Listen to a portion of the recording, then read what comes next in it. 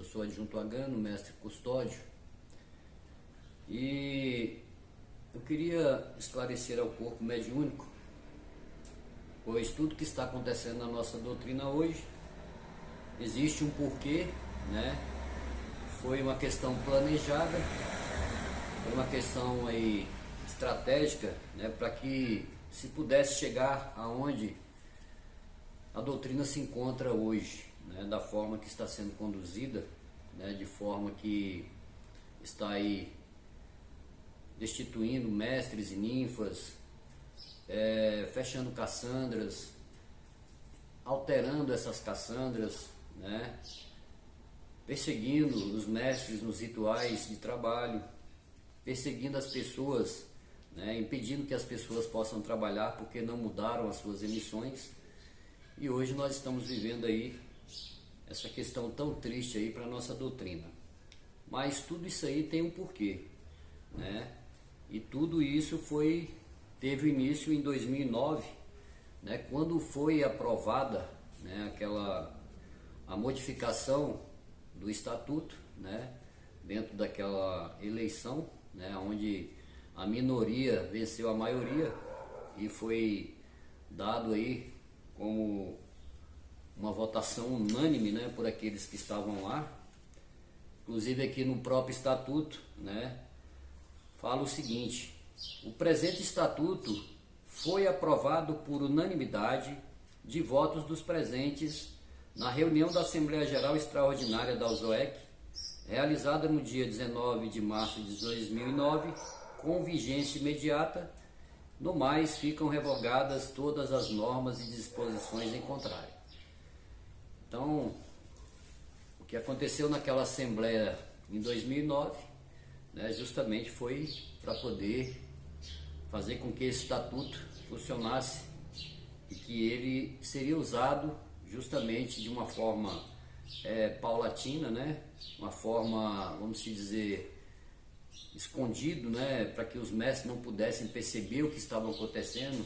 Tanto que há muito tempo eu já vinha tentando alertar o corpo mediúnico justamente com as alterações que estavam sendo feitas, né, quando se retirou o nome de José Luiz da Estrela Candente, quando os mestres, aqueles que quisessem, né, colocar nas suas emissões comandante do ministro Janatan, isso aí não existe, né? Então ali naquele momento já começou a alterar a sua emissão e muita gente não percebeu. E com essas alterações dentro dos trabalhos na Estrela Candente, o mestre alterando a sua emissão, ele não consegue abrir o nêutron, não consegue trazer as forças que deveriam ser trazidas para aquele trabalho, justamente em benefício, né, não só dos pacientes, dos médios, mas também para o nosso planeta e para o nosso universo. Então há muito tempo eu já vinha alertando, né, a questão de você emitir cavaleiro da lança, né, vermelha, cavaleiro da lança rosa, cavaleiro da lança lilás. Tia Neiva deixou apenas uma pessoa responsável, né, dentro do transcendente daquele mestre, dentro da história transcendental daquele mestre, e justamente pelas ordens de Pai Seta Branca, né, muitas vezes dentro da sua clarividência, tia Neiva olhava para o mestre e achava que ele não tinha capacidade, mas era a determinação do Pai Seta Branca que fosse feito daquela forma. Então ninguém recebeu nada nessa doutrina quando tia Neiva estava em terra sem que fosse pela vontade do Pai. Então ela mesma falava: meu filho, não sou eu, é o Pai que determina que eu faça dessa forma. Então tudo que ela trouxe foi através da espiritualidade, foi através de Pai Seta Branca, de Nosso Senhor Jesus Cristo, Pai João de Enoque e Pai Zé Pedro, para que as coisas pudessem, né, serem construídas diariamente, né, dentro daquele esforço, dentro daquele sofrimento que ela teve aí, nesses vários anos, para poder deixar tudo pronto e para que quando ela partisse não ficasse nada, né, sem ter tido uma conclusão. Porém, só que em 2009, quando foi aprovado esse estatuto, e em 2013 foi aprovado o regimento interno. Então o que acontece? existe aqui um conflito, né, de entendimento, pelo menos para mim, na minha parte, eu vou falar o que eu penso, né? Eu vou dar a minha opinião daquilo que eu penso.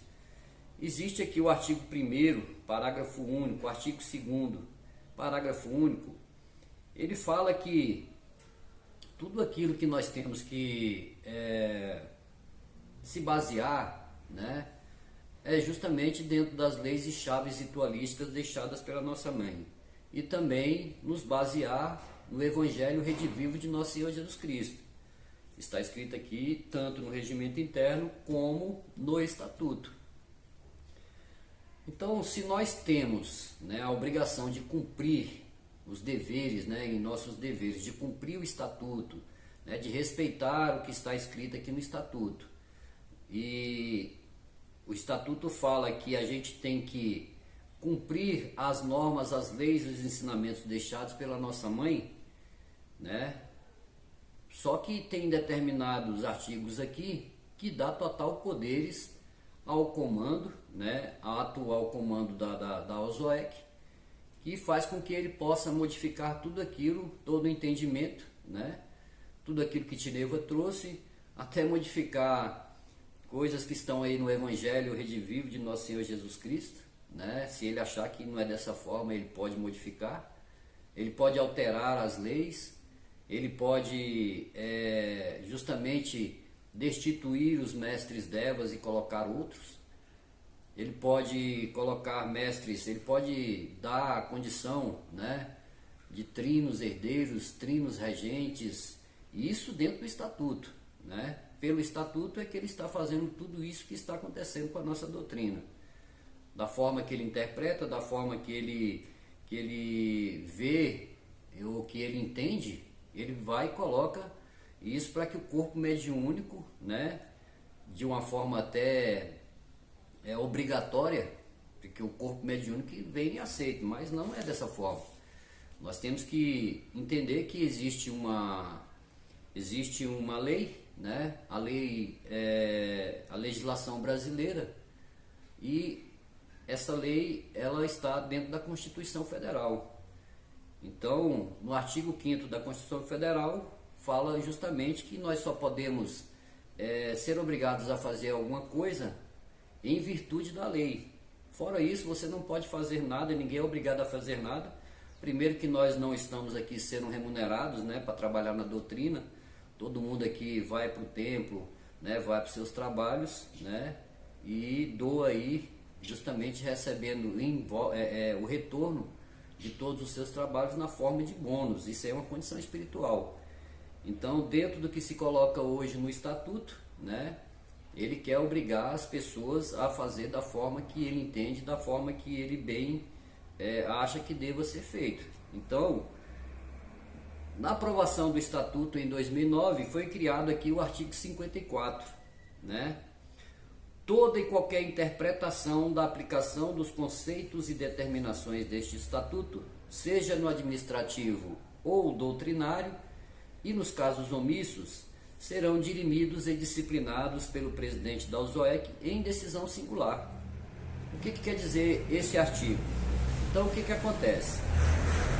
O presidente da ordem hoje, através desse artigo, dependendo da interpretação dele, né, de tudo que está escrito aqui, tanto no regimento interno, não fala do regimento interno, mas fala, né, do estatuto. Tudo que está escrito nesse estatuto, se ele achar que não é da forma, então, por esse artigo 54 aqui, ele pode fazer aquilo que ele acha que deve. Só que para mim é inconstitucional. Então eu só vou obedecer, estou falando no meu caso, eu só vou obedecer se eu quiser. Porque eu não sou obrigado a obedecer uma ordem, né, ou aonde se impõem as ordens, e eu tenho que obedecer essas ordens, mas eu só posso obedecê-las porque através do artigo 5º, né, só se for em virtude da lei. Então, e outra coisa, tudo isso que ele faz aqui, a interpretação da aplicação dos conceitos e determinações desse estatuto, a decisão dele é singular. O que é a decisão singular? É a decisão, uma decisão que só ele pode entender da forma que ele achar que deva. Ele não pode, outras pessoas não podem falar para ele, né, que não é dessa forma, porque aqui está dentro do estatuto falando que a decisão é singular. É o entendimento dele e acabou, né? Então eu vou disponibilizar o estatuto, vou disponibilizar aqui o regimento interno para que todos possam ter ciência do que está acontecendo, né? Eu queria que vocês imprimissem tanto o estatuto como o regimento interno, possam ler esse estatuto e o regimento interno para ver que tudo que está acontecendo na nossa doutrina é justamente pela aprovação desse estatuto em 2009, onde a minoria venceu a maioria, né? Diz que foi por unanimidade, mas é até engraçado, né? Que eu estava lá naquela assembleia e foi cômico o que aconteceu, né? Os nossos irmãos aí, aqueles que estavam lá naquele dia, né, que também participaram, né, da construção desse estatuto, muitos aí foram também estavam de um lado e depois foram justamente, né, destituídos dos seus cargos, foram afastados justamente por não concordar com o que estava sendo colocado, pensando em fazer, estavam pensando que estavam fazendo o bem, né, uma coisa que vinha para poder ajudar, né, a melhorar a nossa doutrina, e foi totalmente contrário. Hoje a doutrina vive o que vive, as perseguições, essa ditadura, justamente porque se usa o estatuto, né, e o regimento interno para poder fazer tudo isso. Existe também um artigo aqui que cria o Conselho de Ética e Disciplina. E vocês, cada um de nós, né, os membros da USOEC, nós podemos ser excluídos se nós não cumprirmos, né, tudo aquilo que for determinado aí, né, e tudo aquilo que está contido aqui, tanto no regimento interno como no estatuto. Então, muitas vezes, dentro do artigo 54 do estatuto, onde se usa, né, essas prerrogativas, essas decisões, só que eu falo que eu, na minha condição, como eu vejo que é inconstitucional, então eu prefiro seguir o que está também no estatuto, né, que é as leis e chaves ritualísticas, o acervo de nossa mãe, o evangelho redivivo de nosso Senhor Jesus Cristo. Eu não posso deixar de cumprir o que está escrito no estatuto, né, que é tudo aquilo que Tineiva trouxe para poder cumprir as ordens do comando, né, em uma decisão monocrática e dentro do entendimento daquilo que ele acha que é certo. Se ele acha que é dessa forma, tudo bem, mas eu também tenho o livre-arbítrio, né, de pensar, eu tenho o livre exercício, né, do culto, posso fazer da forma que eu quiser, então eu não tenho que dar satisfação para ninguém daquilo que eu penso, ou da forma que eu vou agir. Se eu estiver fora da lei, eu vou pagar um preço, né? Se eu estiver fora da minha conduta, eu pago um preço espiritual. Se eu estiver dentro fora da conduta física, eu vou pagar uma pena, né, que eu vou ser julgado em num determinado fórum, né, dentro de uma audiência, para poder pagar aquilo que eu devo. Isso se eu incorrer algum tipo de crime. Então, meus irmãos, eu quero que vocês possam ter um entendimento do que está acontecendo com a nossa doutrina. Existem outros assuntos aqui, outros artigos, né, que justamente dá a condição ao atual comando para fazer o que está fazendo. Muitas vezes a gente não entende, é contra a lei, é contra isso, não é uma coisa correta para se fazer, isso aí é legal. Só que dentro do que o estatuto está falando aqui, então, dentro do que foi aprovado, ele acha que ele pode fazer dessa forma, só que o corpo mediúnico não aceita certos tipos de colocações, porque muitos aprenderam justamente com a nossa mãe clarividente, e de lá para cá vem ensinando mestres, né, nos trabalhos de desenvolvimento, né, nas aulas de centúria, e essa questão ela vem passando de mestre para mestre. Tia Neiva era até contra a questão aí de se fazer o livro de leis, né? Mas se nós não tivéssemos um livro de leis hoje, como é que estaria a nossa doutrina? Para mim, acho que já teria até sido extinta, né? Tudo já teria se acabado, porque se nós temos o que temos hoje, está sendo feito da forma que está, Imagine se nós não tivéssemos nada para poder fazer uma pesquisa, para fazer uma busca, né, dentro do que Tia Neiva deixou, das leis e chaves ritualísticas. Então hoje a bagunça seria total, pelo entendimento daqueles que estão aí no comando. Então eu vou disponibilizar, meus irmãos, o estatuto, o regimento interno, para que vocês possam dar uma olhada, e aqueles que têm, né, vontade de entender e vão entender o porquê que hoje a doutrina está dessa forma, justamente por causa desses dois papéis aqui que nós temos hoje aprovado dentro de uma assembleia, vencida por unanimidade, né, onde a minoria conseguiu vencer a maioria. Então eu quero deixar vocês esclarecidos disso, né, e agradeço por vocês estarem me ouvindo e tentando esclarecer justamente de tudo aquilo que acontece com a nossa doutrina. E venho dar um alerta para os senhores: não podemos deixar que outras coisas sejam alteradas.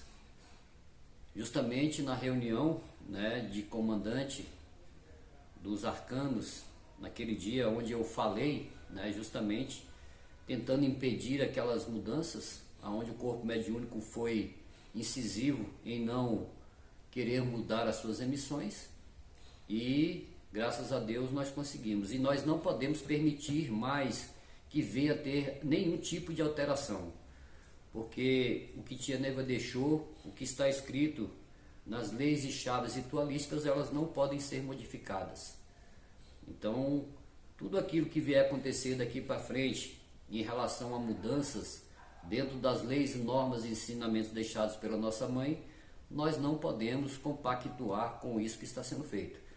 Aqueles que quiserem compactuar, né, através dos seus cargos, das suas classificações, das suas consagrações, fiquem à vontade.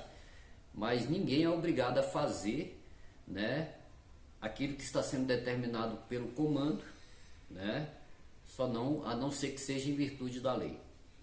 Bem, é essa forma que eu penso, essa é a minha colocação, né, e vou continuar agindo dessa forma, sempre tentando fazer com que as coisas sejam, né, a gente possa tentar trazer a nossa doutrina de volta.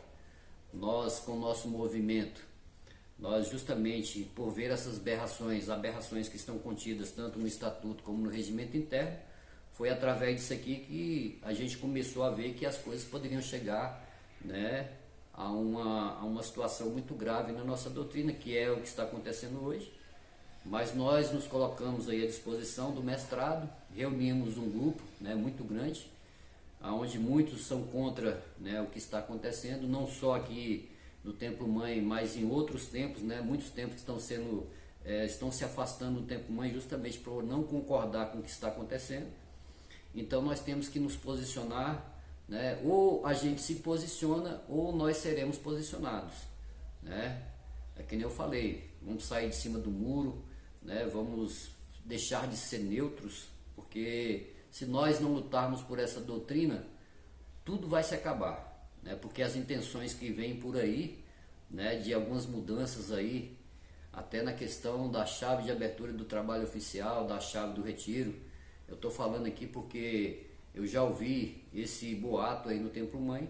Então nós não podemos deixar isso acontecer. Nós temos que lutar pela nossa doutrina, lutar com amor, né, com humildade, com tolerância, mas também nós vamos ter que usar a razão. A razão que eu falo não é brigar, não é entrar em vias de fato, mas sim usar a razão dentro daquilo que Tia Neiva deixou e dentro daquilo que está contido no Evangelho redivivo de nosso Senhor Jesus Cristo. Salve Deus, meus irmãos, uma boa sorte a todos e graças a Deus.